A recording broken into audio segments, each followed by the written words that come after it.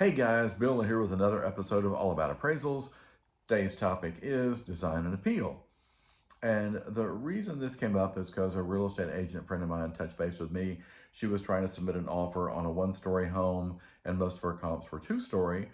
And the listing agent had said, oh, well, you can't use those as comps because everybody knows that single-story homes always sell for more than two-story homes, which, first of all, I don't think is true. If you just Google it, and now with AI and everything, when you Google a question, it kicks into AI and it gives you the AI response. And I think basically what it says is that, yeah, well, two-story homes may sell for a bit more than one-story homes, but that's probably because typically a two-story home has more square footage.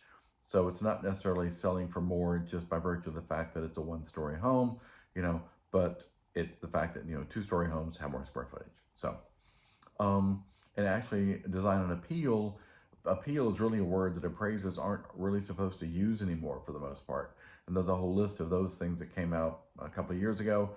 And that sounds like good information for another video. So I'll keep that on the back burner and maybe try to do that in the next few days.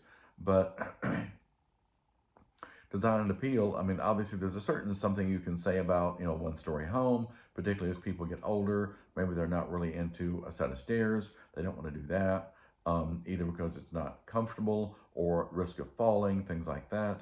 By the same token, with a two-story home, it has a certain design and appeal. It's more majestic. It looks better maybe from the street and that kind of thing. So, there's something to be said for that. As far as actual design goes, you can Google this, you can find it. There's a big poster out there called American Architecture. I think it's homes from the 1600s to present, and it has about 100 houses on it, 100 different design styles.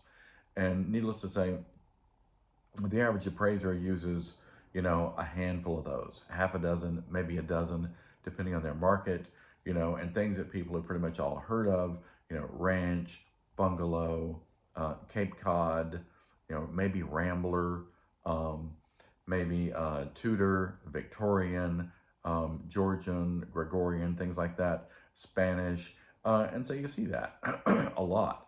But there's only so many of those out there, which is why you see the same terms time after time after time. And do I think that one's design, style, and appeal sells better than another? No, not really. I think it depends on the market. I think it depends on the buyer and things like that.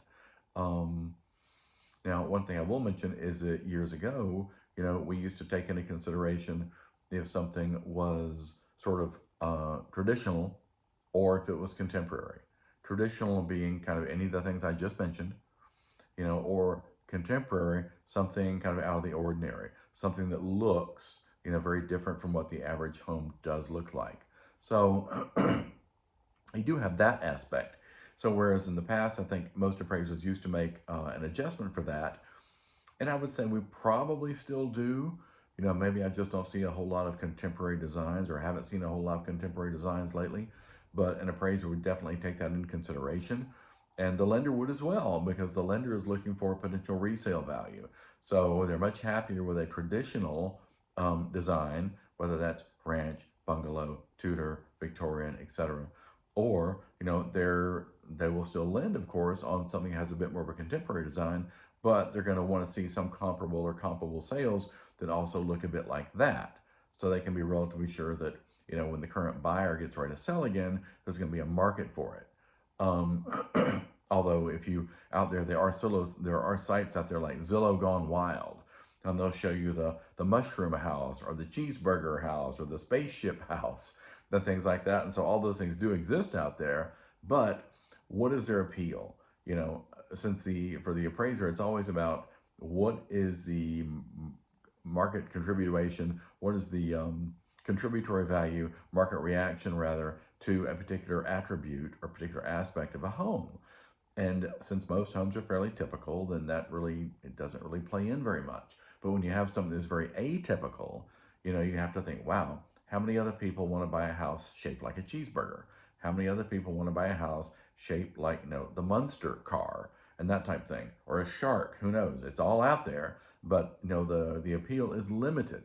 And so lenders are very skeptical about lending on that kind of thing. I think a lot of those things end up being cash deals. So, as far as design and appeal goes, you do need to take that into consideration. Agents, I think, generally do.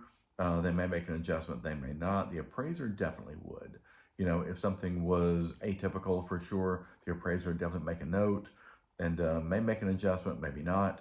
Very often, I'm sure a lot of other appraisers are probably like myself, where my go-to expression is felt to have a limited impact on design, on marketability and sale. And so, with that in mind, I think appraisers try to play that off. The lender can always come back and say, well, if that's the case, then show us another sale. Where I happen to live, there's a fair number of homes that have kind of a barn style design.